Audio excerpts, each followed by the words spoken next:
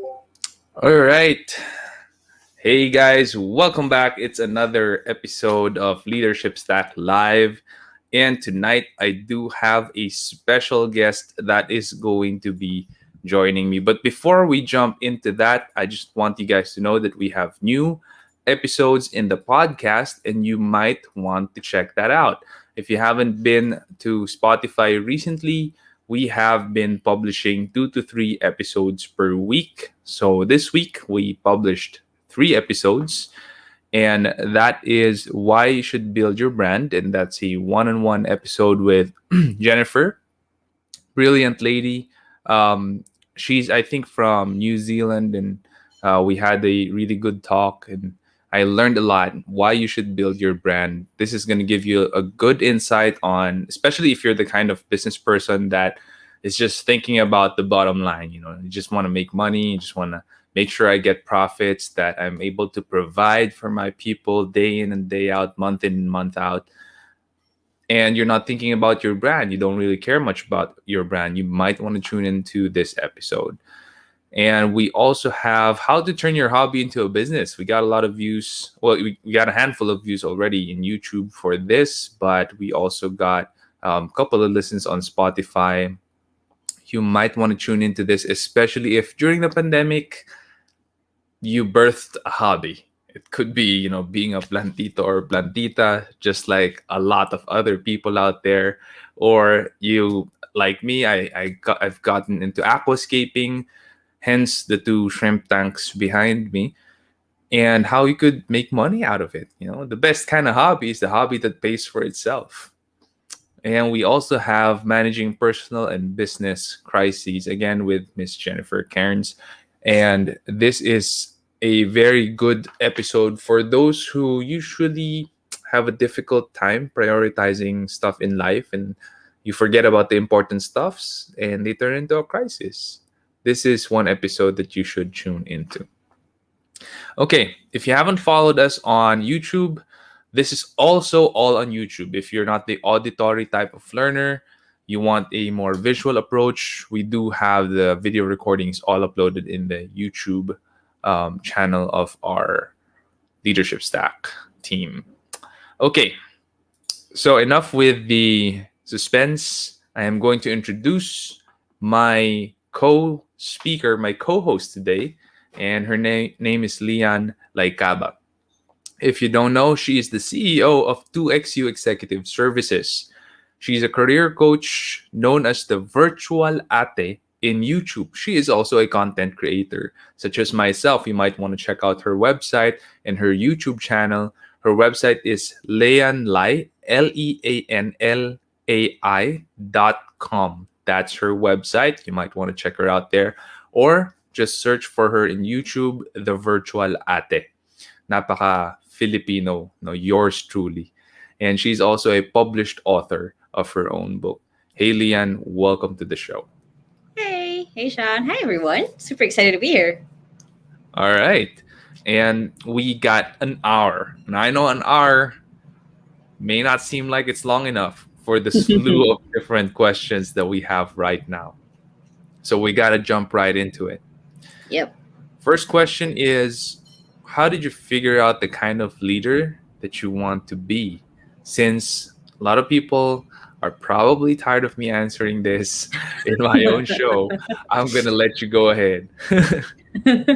So this is such an interesting question. I've never actually thought about this. So I remember there was a time in my life where so more background. The reason why I'm virtual ate is because I'm the eldest of 4 and eldest of 10 cousins. So I've always been used to being the leader, used to be always being the person who's right, just because I usually was, because it was ate. But then when I started actually managing people, it was such a different experience of having to acknowledge that I really need to hire people who are smarter than me. I can't be the smartest person in the room. So I did start off as kind of really, and I'll admit it, and people who I used to manage, I'm so sorry, because that was my mindset. I used to be just a really bad manager. I was just like, oh, just do this because I say so. Or I would be, I never really did micromanaging part. I'm glad I didn't, but that I went through having to see myself as a bad manager or a bad leader before I made the switch of like, okay, no, I don't want to be this. I also studied a bunch of books. I studied like Mind Valley. I studied Simon Sinek. I studied so many mentors of mine that I love. I still study them until now to decide who I wanted to be as a leader. And that's basically becoming a person who just keeps in mind that people are human. The people I work with are human. The people I hire and manage are human. And I kind of am kind of just their coach of like, okay, this way, this way, this way. I'm like, oh, you can try this one, and like helping them out along the way wherever they want to go. That's a very good answer. And I would answer it probably in the same way. Just read and listen to people who you want to emulate. So Mm-hmm. mine would be Dave Ramsey, John Maxwell. It's not as if we want to be, one is to one them, but there are Mm-hmm. principles in their leadership that are just something to behold and Yep. something that you can't just turn a blind eye to because it works and it's human and it's what people are looking for in a leader today. So really Exactly. good answer there. Next question, do you separate your personal values from the values of the company you're managing? How do you prevent burnout as a leader of a young company? So that's two questions right there for you. Yeah. Um, so that was the other interesting lesson that I had to learn also very early on when I became CEO of a different company. I became CEO of a US publishing company before. And one of the things that I had to learn was I couldn't be I did have to do that separation of my personal values and then the company values because they had to be two separate things. So when I started to XU, I kind of grabbed the same thing of my values are this, but everyone else don't does. I had to put in the flexibility to have them other people be open to being themselves. So for example, right now into XU, our main like five company values is someone who is kindly confident. You know who you are, but you have the empathy to show up depending on who you're talking to. We have passionately curious. You're an FBI and a BDO at the same time. You find the information and you find ways to get that. We have passionate someone who's passionately curious. I'm now repeating some of them. For some reason, my brain just went blank. We have try with superheroes. We have basically. I picked five values that I knew that if these are the kind of people that we have, we can succeed no matter what other values that they have. And for me, like my own values are like curiosity, passion, creativity. I didn't have to put all of that inside of 2XU because I needed to have that gap of knowing that there's going to be a lot of different people who are going to come across our company, whether that's going to be our clients or the people that we hire. And I had to make that space. And then, how do you prevent burnout as a leader of a young company? Very interesting question, as I'm currently going through a burnout.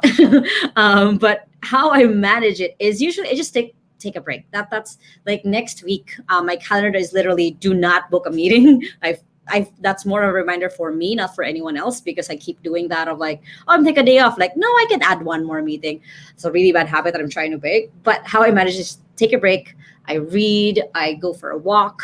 I watch funny videos, or I play like The Sims 4. So find the things that you love to do. Like one of the things that I have now, and if I can find it, it would be really cool. But I have a post-it note where I just roll a Dungeons and Dragons dice, and it means something to me. Like if I'm really burnt out, I roll it and I'm like, oh, read a book. So I just actually plop down and read a book, or play The Sims 4 and I actually play it. So it's finding the things that you love and making time to actually do them. It's just the simplest way to avoid burnout, and of course surrounding yourself with the best people. That's a really fantastic answer, and I couldn't agree more. And this is why doing AMAs with a co-host is very good and very interesting because we have different perspectives. Mhm. So, for my take on the first question is with SEO Hacker. When you say personal values and the values of the company you're managing, with SEO Hacker, since I'm also the founder, all of the values stemmed from my values. Now, like Leon, I didn't import all of my values into them, but what I really wanted to affect the culture of the team, that's what I injected. So we hire by them, we fire by them, we reward by them, we penalize by them. So everyone has to uphold them. Now, not everyone is perfect in all of our six company values. Some people are stronger in some of them, Yep. some people are weaker in some of them, and that's okay. That's what makes a good team, when we're strong, where other people are weak at, and vice versa. So in my case, that's how we did it, and we do expect that everyone in the team would uphold it. In fact, I've shared this before. We memorize our core values and we recite them every week, like a football or a Mm. basketball team, because we're playing to win. Burnout, I'm the same as Leon. Just take a break, take a breather, block off a specific day or weekend. For me, it's probably a weekend. And what I do like is going outdoors, going out camping, being in the water, swimming. Being in the beach, in the sea, in the lake, whatever it is. Just going out there Mm-hmm. in the sun. That's what refreshes me and what keeps me in my game mode come the workday. And for me, that's a good way to put it, because if you're burned out and you feel like you just don't want to work anymore, it's contagious, and you might Oh yeah. yeah, you might spread it to different people in the team. And if the CEO is doing that, then that's pretty dangerous, right? Yep. So good stuff, good stuff. All right, next question. How do you prevent the power of being a leader from getting to your head? All right, this is about ego. Yeah. That goes back to like the beginning of my story of like when I became CEO, I was 20 years old when I became CEO, and I let the power go into my head immediately, and I had to be brought down also immediately. Basically, the fastest way for that is realizing that you are not anymore the person who is gonna create the results. You're actually the support now for the people who are creating the results. That's the biggest thing that I still carry to this day, is that I am only as good as the people that I support, that I work with. That was the one that brought me down, of like realizing like, oh no, yeah, I might have been this amazing employee when I was still the employee, but now that I'm the leader, I can't think that way anymore. It's gonna hurt me more, and it's gonna hurt other people as well. So that was the biggest one of like, I was no one. That was kind of the thought in my head. I was really no one. I became CEO, yes, because of hard work, but I still had a lot more to grow and improve. And also just keeping that in mind of like, I can only be, or the company can only be as successful as the people that I work with and the people I support. That's very good. And we have a lot of things in common, how we think and our weaknesses. So there were points in my leadership when it gets to my head, especially when people are just straight up going against the tide, it ticks me off. So those are the times that I snap and it gets to my head and I just tell them off. I'm more of a straight shooter, so I could really, pierce some people and upset them with Mm-hmm. my words. And those are the times that I would say, if I could turn back time and change them, I would change them and handle it very differently. Um, and Yeah. you're right in saying that if you realize that as CEO, the end game is you're going to be helping your people and serving them rather than you being served, rather than you doing Mm-hmm. the work, then that really changes your perspective and helps you to realize that, oh, okay, if I let this get into my head, I'm going to be doing this all my life until the day I die. I'm going to be working Yep. like a horse, and that's not the future Exactly. that I desire, right? So Mm-hmm. we have to change and adapt and humble ourselves there. Good Yep. stuff. All right. Next question from George. This is specifically for you, Miss Leanne. How do you find the right virtual assistant for your clients? There you go. I have a whole YouTube video on that. But anyway, so the main one is actually the values. That's the biggest one. Is I do uh, kind of have the like all of the questions that I have, the interview questions when I'm interviewing the potential assistant, is based on those five values that we have. And then the other one is, before I even hop on the interview, is I actually give them a skill test so I can see where their skills are actually at on the tasks that their client would need them to be able to do. We also one of our policies is, once someone's in, they're in. Like once they're accepted inside of our company, we take care of them the best way that we can. And even though later on, our paths, change, they shifted, they're doing this, we still try to part as friends. So we kind of have that as, going in, you're taking care of, and going out, you're also taking care of. Having that cycle, having that good, uh, everyone knows that this is how it's been. we kind of get to have the right people right away. It's easier to filter when people see like, oh, this is not just another, I don't even think of us as a corporate job. This is not just another job that you're getting. You're getting into a company that will take care of you in the best way that we can. And at the same time, you have to show up in the best way that you can, because then that's the only way that the relationship can work. So basically, it's just a mix of values, skill, and then also taking care on the way in and on the way out. And that sounds pretty sweet for people who are going to be applying. And there's a follow up question about that. How Mhm. do you know if they're going to be responsible and able to manage their tasks? So it's an interesting one, because for me, one of the things that I had to learn really fast working online, being a remote leader, I just had to trust people. Like that was the first thing I had to give them. So if they're not being able to manage their tasks, I know that they'll tell me. If there's something wrong, I can also tell. That's the other side of it. Like one of the things that we have inside of our company is the assistants, even the assistants that are for our clients, they need to send me a daily report every day. Because of that, I am able to catch like, oh, there's something wrong. Oh, they weren't able to manage this, and I check in on them. So it's just a mix of trust, and also having the systems that even if you trust someone 100%, there's still some sort of feedback that you receive that you're able to see, like, oh, someone's not being able to do well as they can, and then I go ahead and schedule a coaching call with them. So it's making sure that you do feedback as fast as you can. This is the fastest way someone can grow. And then just giving trust out front, because no one is supposed to really earn your trust, especially as an employee, because you are literally trusting them, at least for me, to another client who's paying us to take care of them. So that's kind of my logic of like, I just trust them right away. If I can see any red flags, I give them the feedback. And usually 9 out of 10, like 9.5 out of 10, it works out every time. That's an amazing stat.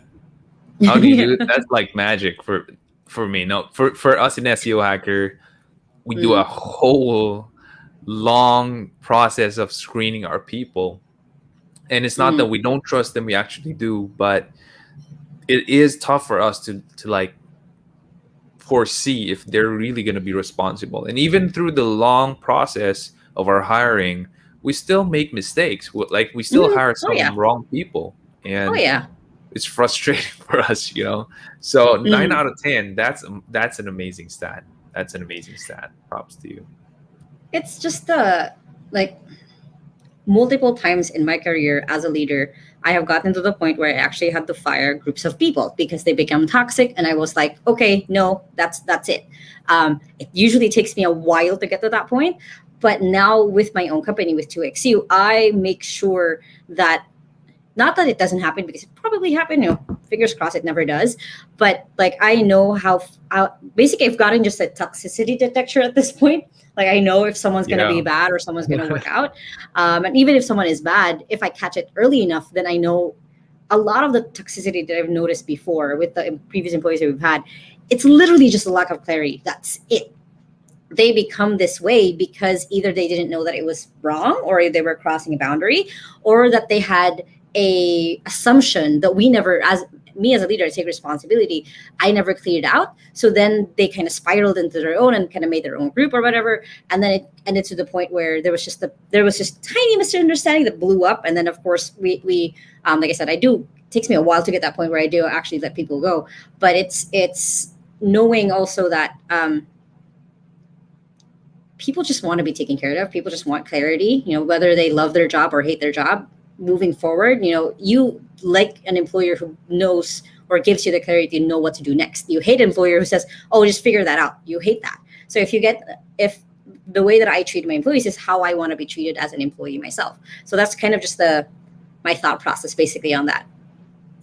It's amazing. And yeah, toxicity. Yep. That's something that you really got to take care of. And I love it Hmm. when toxic people just weed themselves out.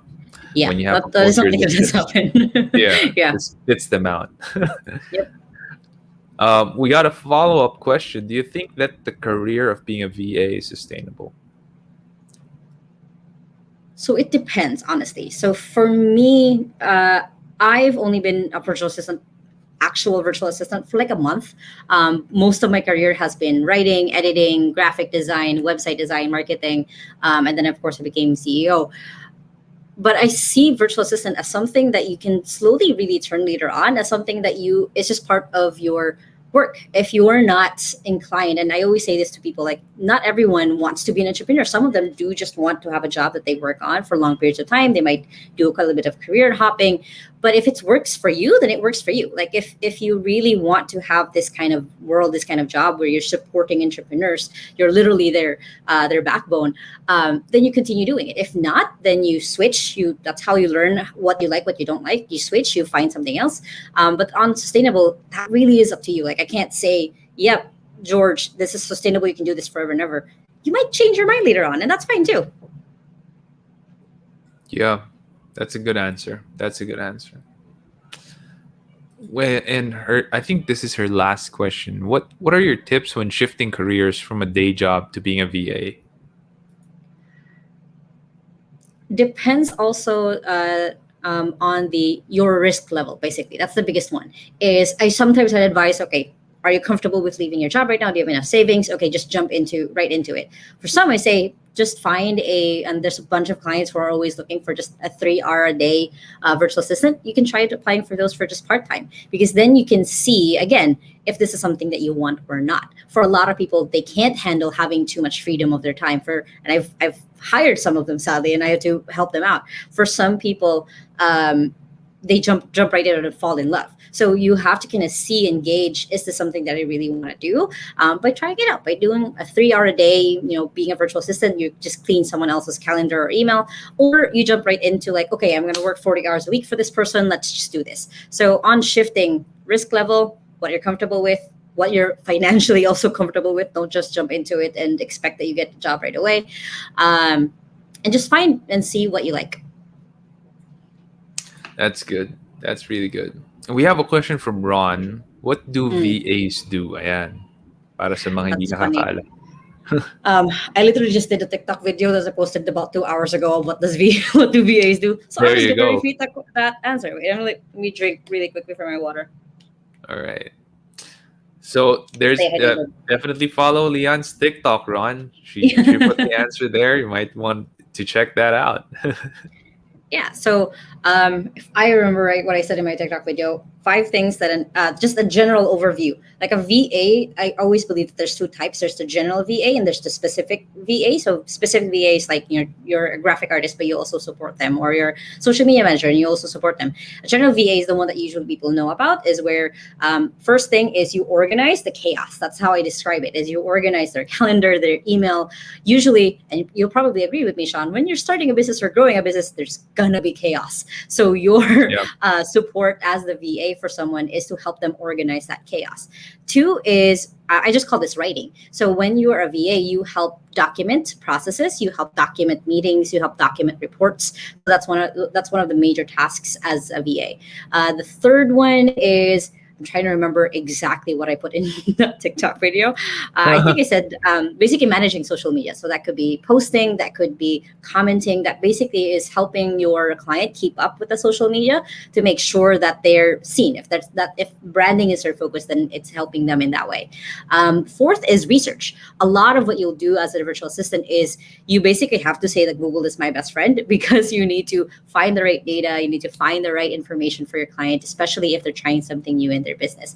And the fifth one, and it's honestly my favorite part, is when you're a virtual assistant, you become literally a mini entrepreneur without having to take the risk of being an entrepreneur. You get to learn and watch how a business grows or fails. Sometimes it does fail, and how someone can actually get back again. So that's kind of the interesting thing that I love. Why I wanted to start 2X in the first place is because it's so interesting seeing how different people do their businesses, even though they're in the same industry. And as a virtual assistant, you get to come along for the ride because you're literally being paid to come along for the ride as well. That's amazing. And he has a clarification question. Mhm. What's the difference between VA and a secretary? VA, you work from home, secretary, and office. That's basically it. Well, with the secretary, there's usually the devil wears Prada, where she's running around getting coffee, getting errands around the city. With VAs, they're just kind of working from home. They're working remotely. If you want to get them, have them ask them to get you coffee, they'll probably just have it delivered to your house. That's mostly it. Right. Very clear, very good answer. Thank you. We have a question from Christina: What made you choose to start a company in this industry? So I started to XU honestly at the point where the publishing company that I was running without me. It was kind of like an achievement of like I can actually step away for like 3 months and nothing would be on fire or die. That was kind of the point where I was at, and I was like, I want to create a service company. I want to create a service company that helps other service entrepreneurs because I see how how it can easily get to burnout if you don't have the right help. And at the same time, which is why I started Virtual Ate, is I want to help 1 million Filipinos to work from home, to learn how to work from home. And one of the ways I was thinking that way was my dad worked as an OFW my whole life. I never saw him, at least I would only see him like once or twice a year. And when I discovered when I was 15 that you can work from home, I was like, oh my God, if my dad knew about this, he didn't have to like leave. You know, we would have him every day of the year. So that was kind of my thought of kind of like the one thing after the other. I was like, yeah, let's do this. Let's do this kind of company where it's a full time assistant. We're also training the assistants in business. We're also training them in leadership. It's not just another job that they're getting, and we're actually investing in them. And then at the same time, the clients know everything that we're doing to make sure that their assistants are high end.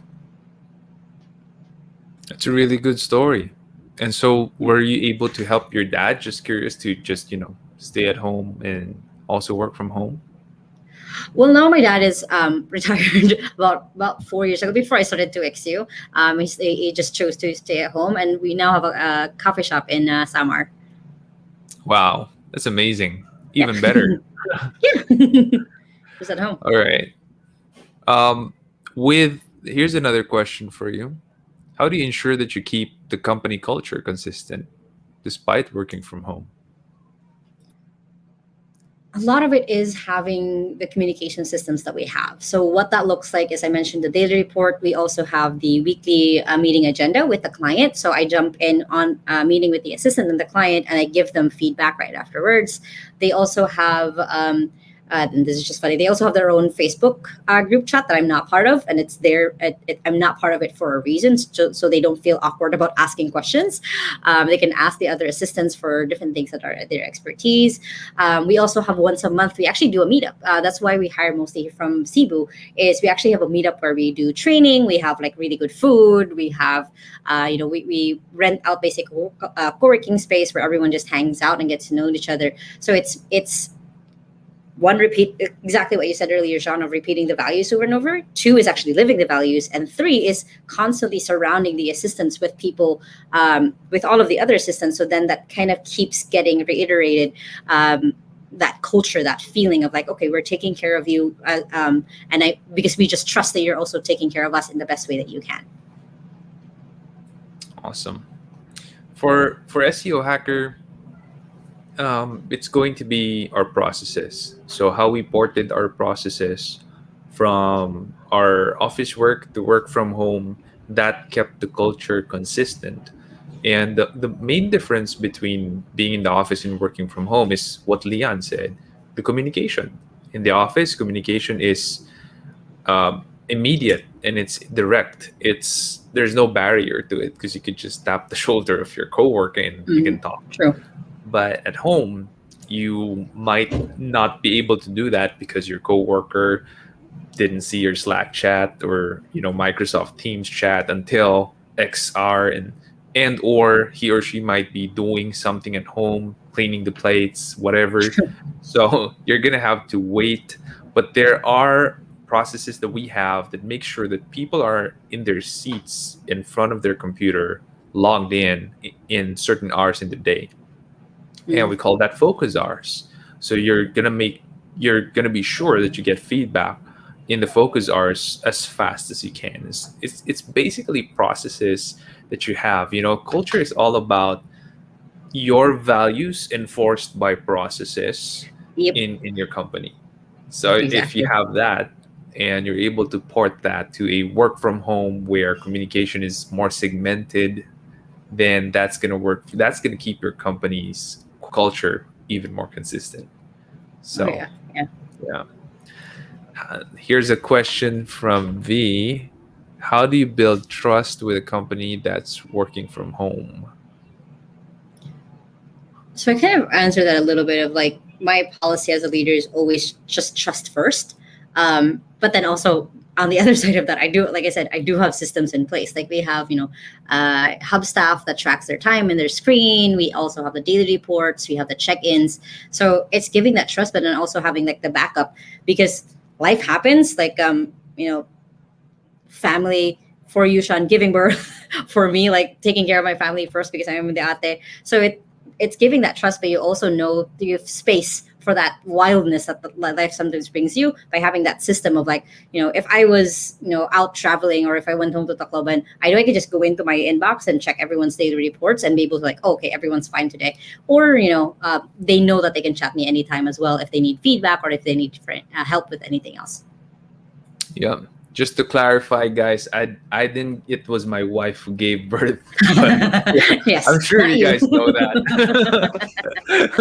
Yep.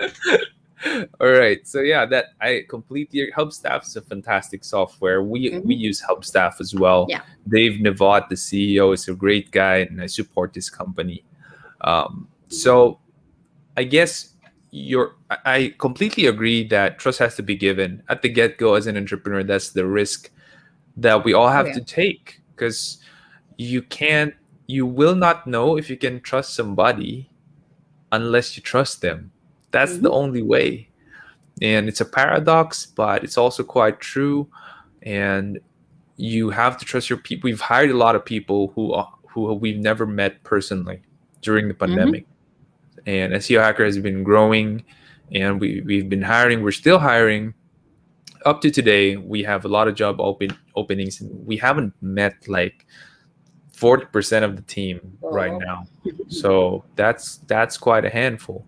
And we trust them and we have systems in place. I guess it's a balance, right, between trusting them and having systems. You cannot not have systems. And I Hmm. liken it to the airport where you go to our airport here in the Philippines, there's just so many checks, there's like the Hmm. check in front and the check inside, and another check that you got to do, and they strip you down, take off your belt, your shoes, right? Yes. I mean, Hmm. it's I like miss we're that all though. drug dealers there. Yeah, Yeah. like we're all suspects. And I teach this to my team that you look at the airport, they're looking for the 0.0000001% that you're going to be a terrorist. Hmm. But everyone goes through that, and it's a hassle, and that's because they just want to make sure that that small chance of that happening is it's out of the way. Doesn't. Yep. Yeah, it's prevented. And in a team, in a company, that's our job as CEOs. We trust you, we know you're not a terrorist. You bought the Hmm. ticket, but you still gotta You're go through in. all these checks, right? Hmm. It's Yep. the same thing. So that's how I'm gonna be answering this. Trust is given, but there are checks we all have to go through. Hmm. Exactly. All right. Next question. As a leader, how do you manage a team or a team member that broke your trust? There we go. Very interesting question. So, like I mentioned, I've had times in my leadership, and I've been very honest with this with people. They know mostly if they ask, sometimes I do forget because I don't like, I don't know how to bring that up. But like whenever people break the trust, there is usually like I always give people the benefit of the doubt. That's one thing that my mom taught me over and over again is always give people the benefit of the doubt. There's always more to the story that you see. And when I was a very short stint as a journalist, I also learned that lesson that people might will say something in the surface, but something else is going on. So usually when people break my trust, I know that something might have gone wrong, that they're either too shy to admit or they're too ashamed to admit. So then I give them that space of like, okay, you admit that this some basically I give them that feedback of you admit that something did go wrong and you weren't able to tell me or you broke my trust in this way. Are you still going to do this moving forward? Of course, 9 out of 10 they'll say yes, I won't do this moving forward.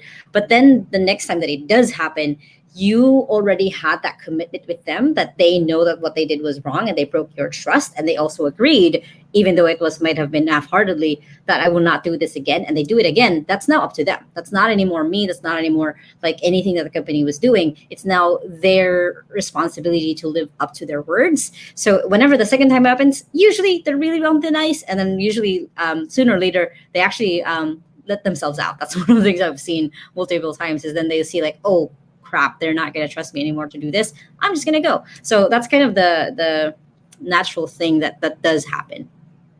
Yeah, yeah, and that it's always really good when they show themselves the door, because we don't have Mm-hmm. to do all of these government required stuff, and True. giving Also, them yeah. something even if they're the ones who screwed up. um Mm, Good answer, good true. answer. Yeah. I guess for me, it's going to be, I am going to have to confront that person about what he or she did. And if the person would not admit, usually, and Leon's right, usually they won't, Mm-hmm. we just have to keep a close watch over them. And Yeah. out of your I don't know, like 50, we have 50 people in the team. I think, Leon, you also have around 50 people in your team. You- For 2XU, we're actually less than 20 right now. But for everything else, because I do also help manage the other companies, we're about like 70. 70. Got it. Yeah. So, like, with, for example, I'll take that as an example. With 70 people, there, you don't need to like check in on 70 of them, right? There's just like one, Mm-hmm. two, maybe five people that you got some red flags on, and you're checking in on them from time to time, right?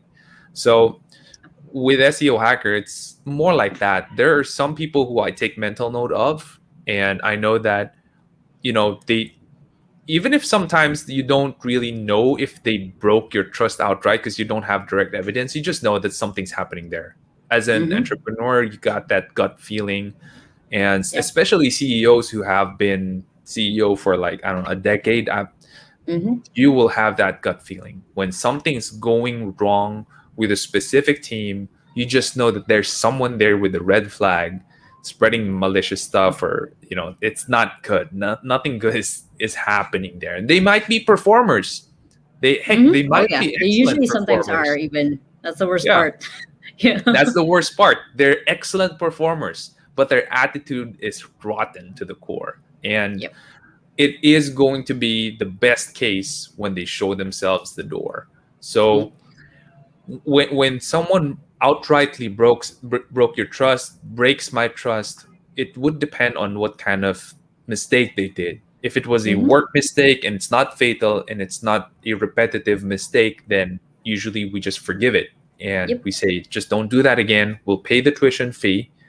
I'll talk with the client, try to fix Mm-hmm. it, try to amend it, and just don't do that again. But if they broke your trust in a fatal way, like, I don't know, they stashed Stealing some money. drugs, and Yeah. yeah, stealing money, whatever it is, then that's a grave offense, and they can Mm-hmm. get fired for that immediately. So I suggest, Yep. when that happens, just immediately fire them, because that's a problem of character, not anymore a problem of carelessness or Mm-hmm. professionalism. When you have a character flaw, it is very hard for you to change, because you and I are not God. We can't change someone's character, Yeah. and we Well, can't train that as well. I love that you said tuition fee. That's just such a awesome concept of like, but for me in my head, like I differentiate someone who makes a mistake and someone who actually broke my trust. Those are two separate things. But I love that you said that we pay the tuition fee. We you learned this mistake, you've learned it, right? Okay, now we move on. But like Yeah. that's kind of just I that just caught in my head. I'm like, oh, I really like the way that you put that. Yeah, so that I was just complimenting it. That's a really cool way of thinking of like, made a mistake. Yep, you're good. Let's move on. Hey, I'm learning from you, Leon. It's only fair that you get some stuff from me as well. so, so yeah, that it, and yeah. So for me, when someone does break my trust that way, and it's a fatal mistake, it's repetitive, then we have to serve them by giving them memos and telling Mhm. them, you're gonna be on your way out if you do that again. Legally, But we if have it, to. Yeah. yeah, yeah, we got to do our due diligence. Otherwise, it's going to be Mhm. very hard to let them go if they want to stick and stay. Yep. Um, with an outright breaking of trust, with gossip and slander and just trying to destroy the team, that one is the more dangerous one. And we usually try to investigate by asking around, asking our team leaders, our lieutenants in the team, what do you think about this person? What are you Mm-hmm. hearing from this person? Or you have to keep an eye out what's happening with people who are Mm-hmm. surrounded by that person, that Yep. person's direct That's the team, biggest tell. or their Yep. friends in the company. And if whenever you name drop that person, people's heads get low, then there's something there. That's a good Oh yeah. observation. And you got to let that person go one way or the other. Often they Mm-hmm. would let themselves out, as Leon says, but if they don't, you have to make sure that you have enough plans in place to be able to talk with that person and decide or reach an agreement that you got to part ways. Yep. Okay, question from Mitch. Can you give us your thoughts about productized services and how one can come up with the right productization plan for their freelancing business in the digital marketing space? I guess when you say Very specific. productized services, it's when people can like click on the inquire now or buy now or something like that for a certain service in a package. Mm. What's your take on this, Leon? Very specific question. I love it because it's I don't know. For me, it excites me because it shows me that a lot of Filipinos are starting to think this way, and it was something that I've always spouted before. Of like, no, you don't want to keep focusing on hourly. You want to productize your service. Makes it easier that you are not working for the just directly for the hours. Um, what can you give us your thoughts? So my thoughts. It's amazing. It's when you productize your service, kind of the way that we have it within 2XU. It's 40 hours a week for an assistant, including the training, the us taking care of them as a Philippine government, their HMO, the coaching, the consulting with the client, all of that. It's this package every month. There's no there's no like, oh, can we do it part time, can we do it like this rate, blah blah blah. It's just like, oh, this is it, and that's it. Before, when I was a writer, I would also do the same thing of like, if you want me to be your writer, I will do this and this much articles per month, and that's it. So I wasn't anymore chasing like the hourly rate. I wasn't anymore chasing that part. So on more and more Filipinos thinking it that way, more freelancers thinking this way, I think it's amazing because it's the easiest way that you can get yourself out of having to work for your time. Now, how can someone come up with the right productization plan? One is stalk your competitors. That's my favorite thing to do. Anytime I'm doing a new business, I always stalk the heck out of my competitors. I see how people are doing because I truly believe that you're never really starting from scratch. There's people out there who are leaving like small clues for you to follow of how to do it yourself. And you just that's why I read books. That's why I watch YouTube videos. That's why I go through courses. Is again, there are people who leave like crumbs of how they're able to do it and find the right one. Just test one that fits for you, and then usually what happens is same thing as I said earlier. You find what works, you find what doesn't work, and you throw away what doesn't work, and you focus on the one that works. That's amazing. That is amazing. I guess that how I did it for SEO Hacker is, and I used to do it hodgepodge because I also started as a freelancer. Like I get all sorts of Mm-hmm. Frankenstein projects. When you can't be choosy when you got none, Oh right? yeah, So yeah, whatever yeah. would I come my remember that. way, yeah, that's what it's gonna be. And I gotta mobilize a different plan for this and different plan for that and different person to outsource for this and that. And it could get grisly pretty fast. A startup is already Mm-hmm. chaotic enough. And if Mm-hmm. you're doing it like that, where you're not productizing, you're not packaging your stuff, you're just chomping up Just whatever like ad comes your hoc. way, Yeah. yeah, it gets even more chaotic.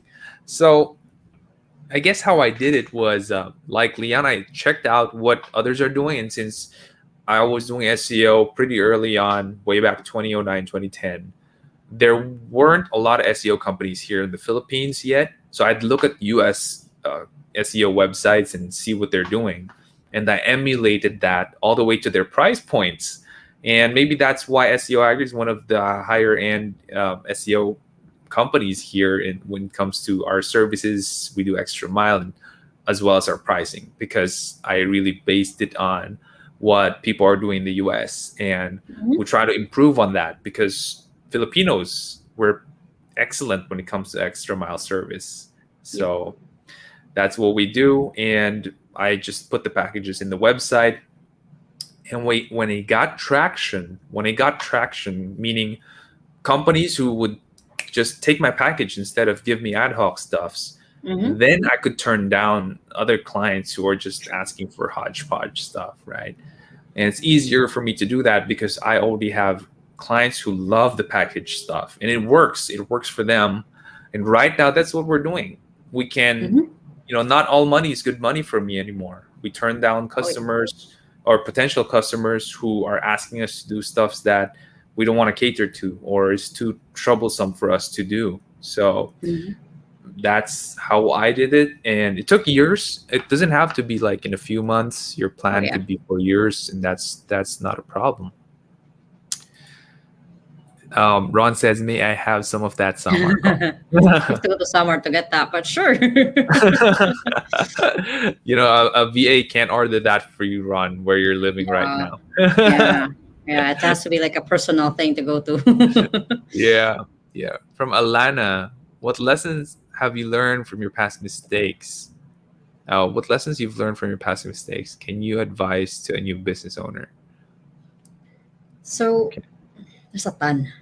I've been a business owner for like 6, 7 years now for like multiple different businesses. So there's a ton. I think I'll pick like my top three. One is surround yourself with the right people, which is what we've been talking about this whole time. Is you could have the best copywriter, you could have the best web designer, you could have the best marketer.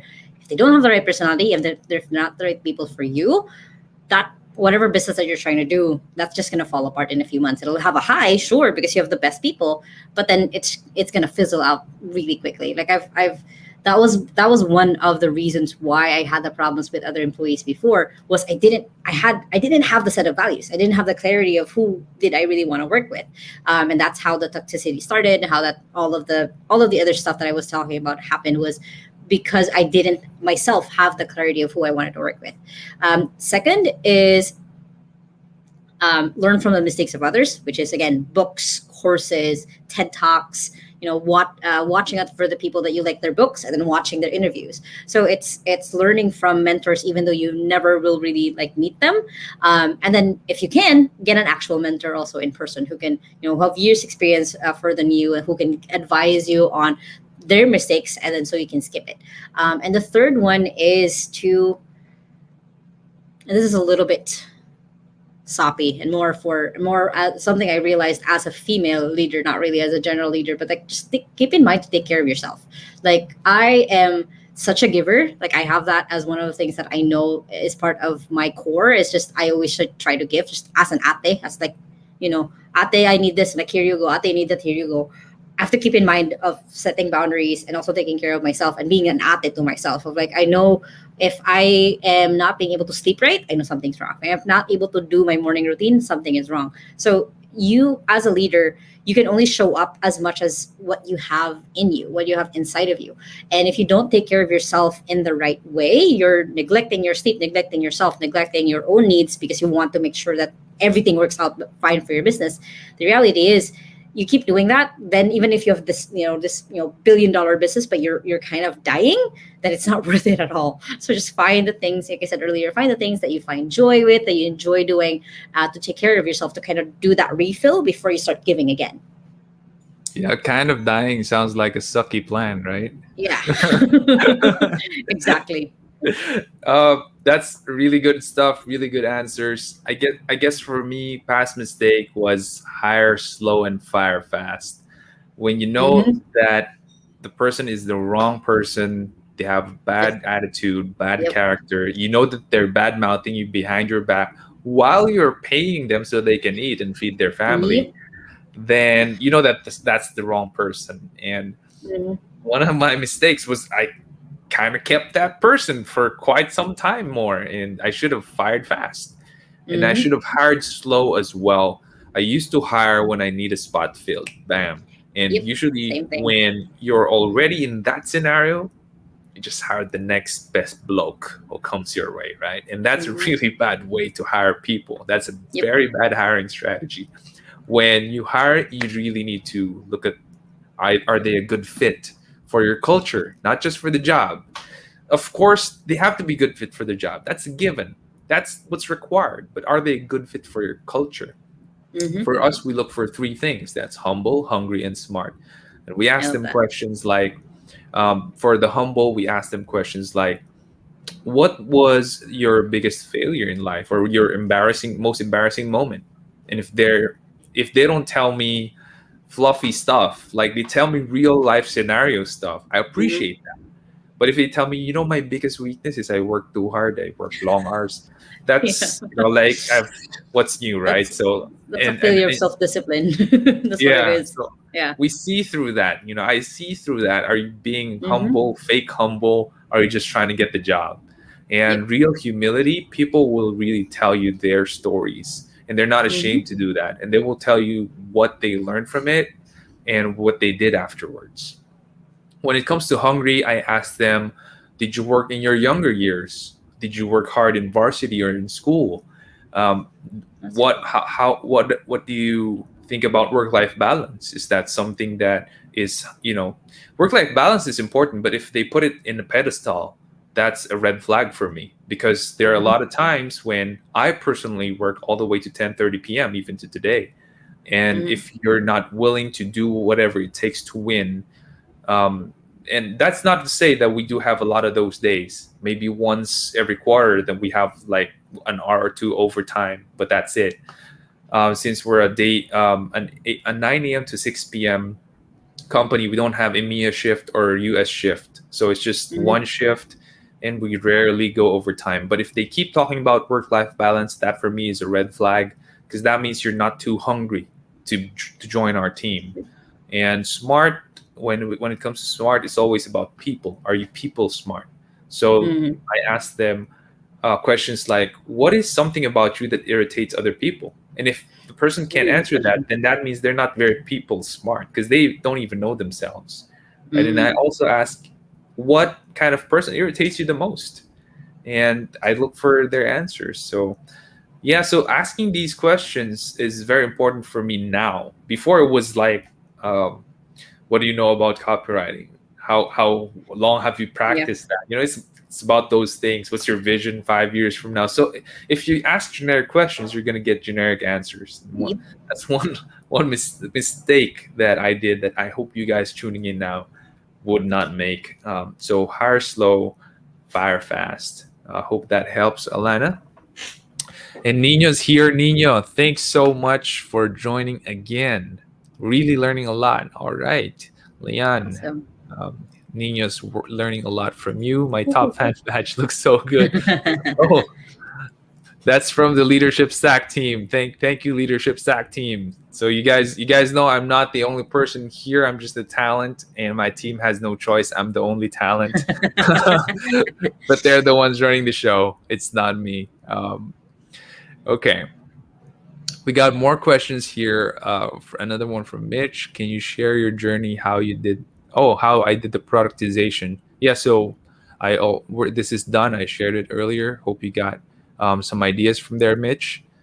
When facing obstacles and conflicts, how do you keep your team motivated? All right, I'll let you answer this first, Leon.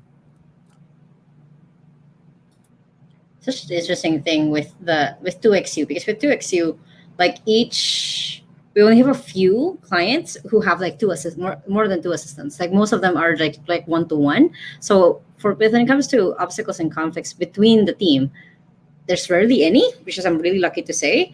And usually one of the things when it comes to motivation, team motivation specifically, I always say that my job as leader is not to motivate but to inspire. It's to keep reminding them, especially when they're hard days, especially when they're like, their family life is mixing with their work life. I always remind them that take it one day at a time, and also to remind them of what they're currently pursuing. Like one of the things I always ask when they're starting out is, what's your big hairy audacious goal? What's something you're currently working towards? Because then I use that of like, this is what you wanted. You said that you wanted this, right? So I'm going to help you the best way that I can to get here.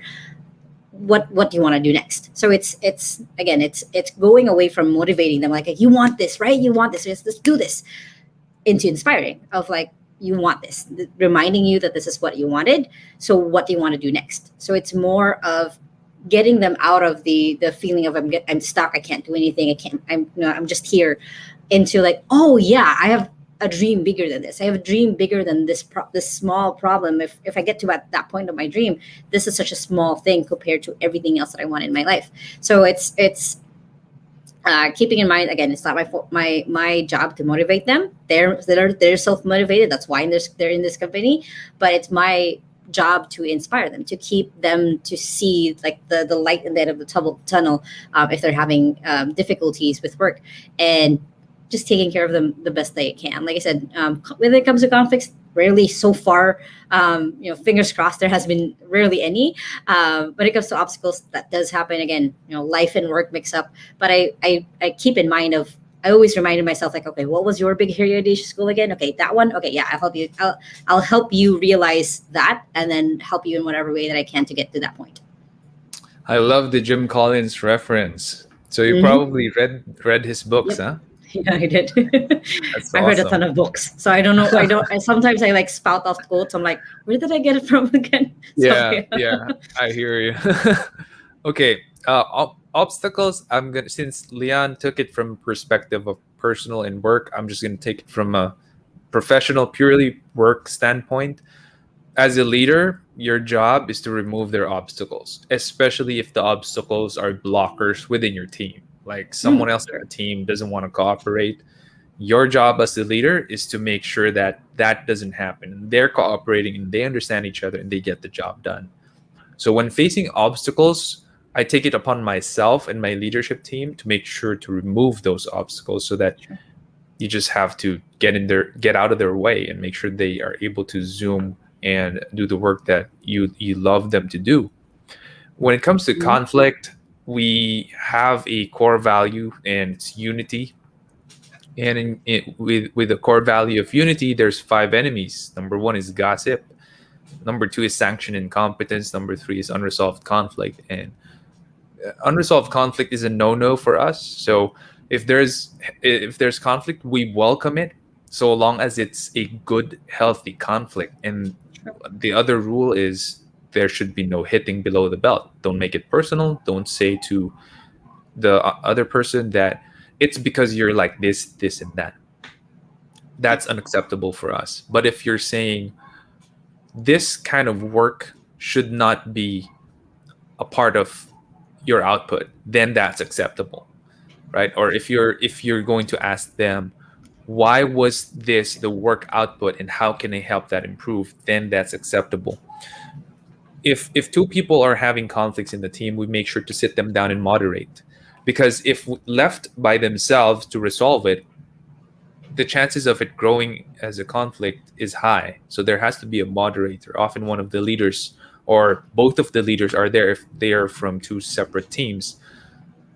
Yeah, we have a team that's always, having friction in the company.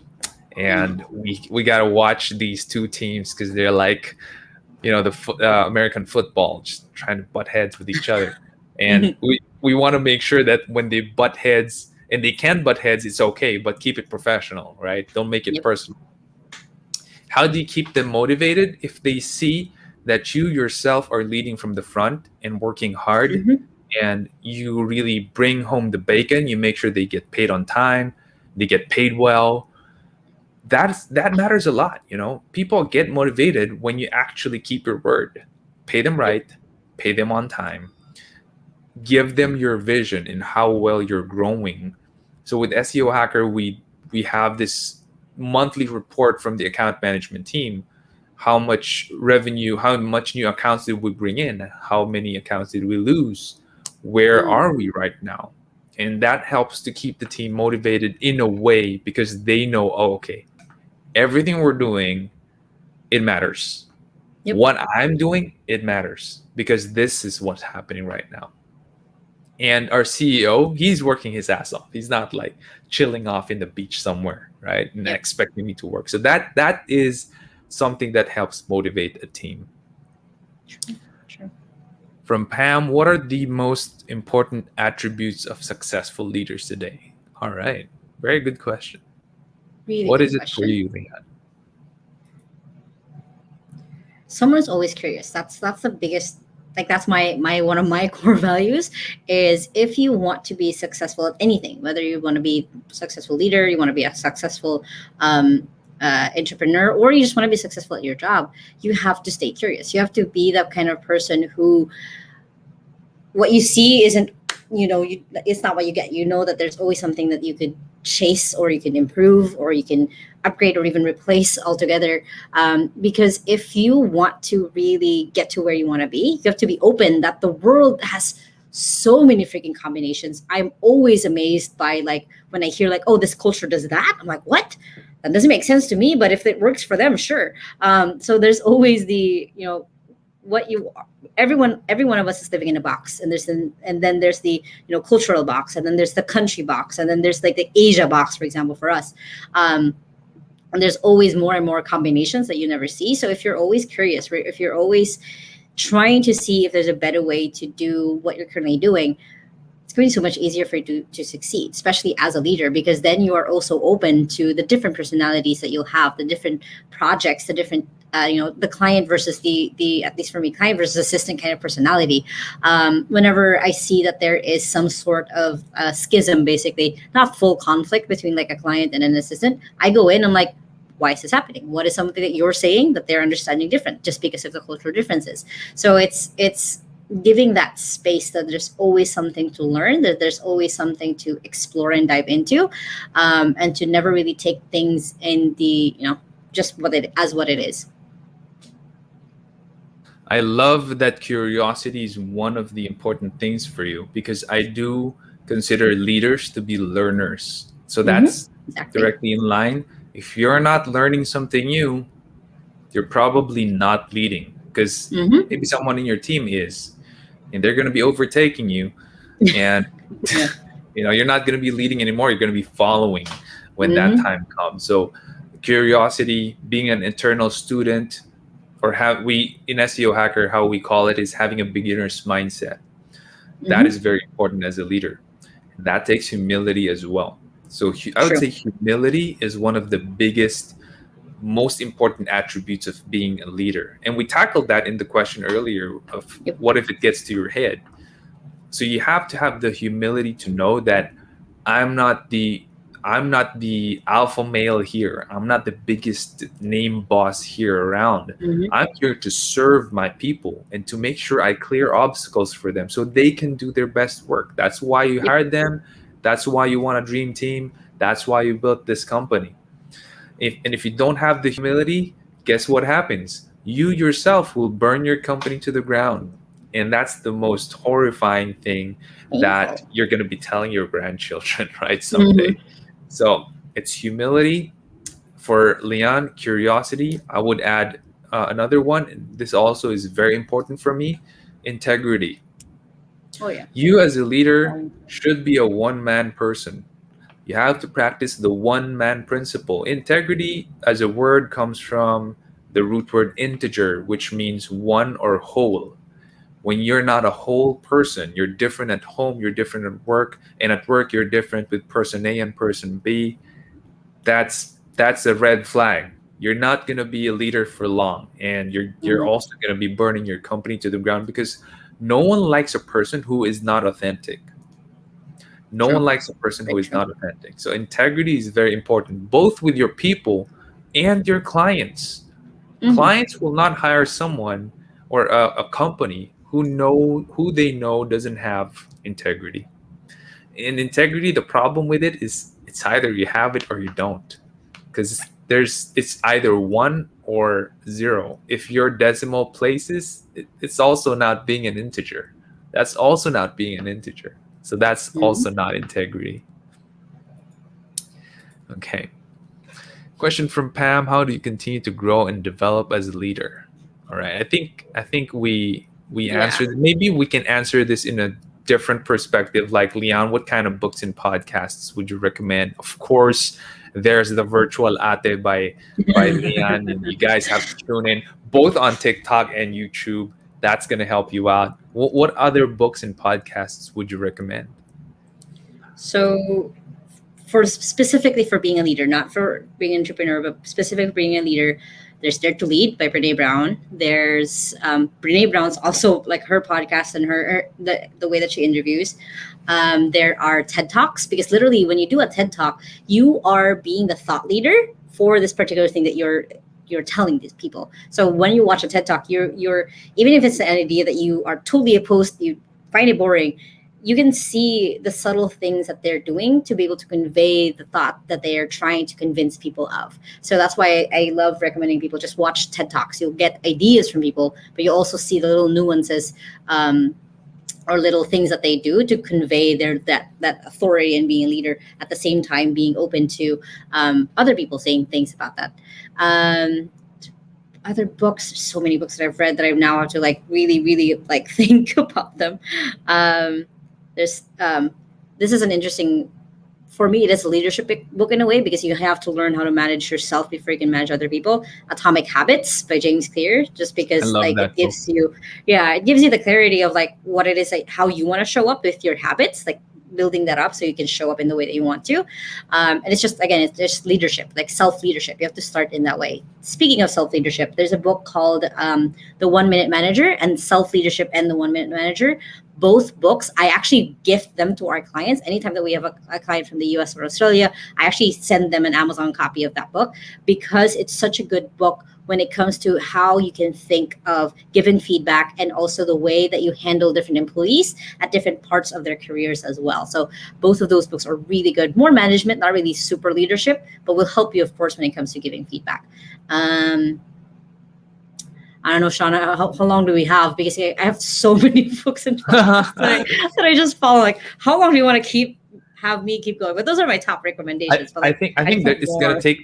it's gonna take them like 2 weeks to a month to finish those already that you Yeah. mentioned. So that's pretty good.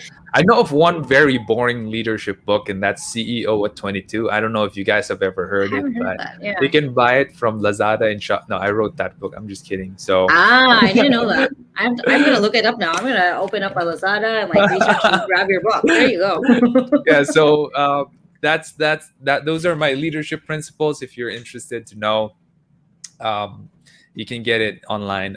Some of the books that I'm a John Max, just a disclaimer, I'm a John Maxwell certified speaker and coach.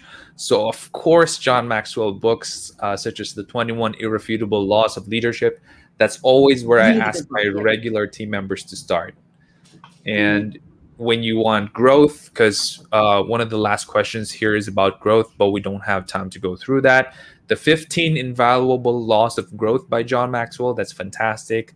Leon and I mentioned earlier some stuff by Jim Collins. You might want to look into his books as well, like Good to Great or Built to Last. I know those Oh are yeah. entrepreneurship books, but there's tons of leadership principles there, like the Stockdale paradox. That's a really good lesson, especially during this time of pandemic chaos and crisis. And there's tons more books that you could read. There's The Seven Habits by Stephen Covey. There's so many Mhm. books, and we have read them. The fantastic thing is Leanne and I have read a lot of them, and we do recommend them. It's the same books that you're going to be seeing in fully booked Oh yeah. entrepreneurship leadership section, right? But they're timeless and they're there for a reason. Grab them. And I think a lot of fully booked books are on Shopee right now, because I bought Mhm. some there. So you guys could check that out on Shopee. Make sure to invest in yourself, like what you're doing now. Yep. Mitch says CEO 22. Thanks, Mitch. Thanks so much. I found it now You're on Shopee. yeah. I see it right You're the one person in 70 billion. So but it's all right.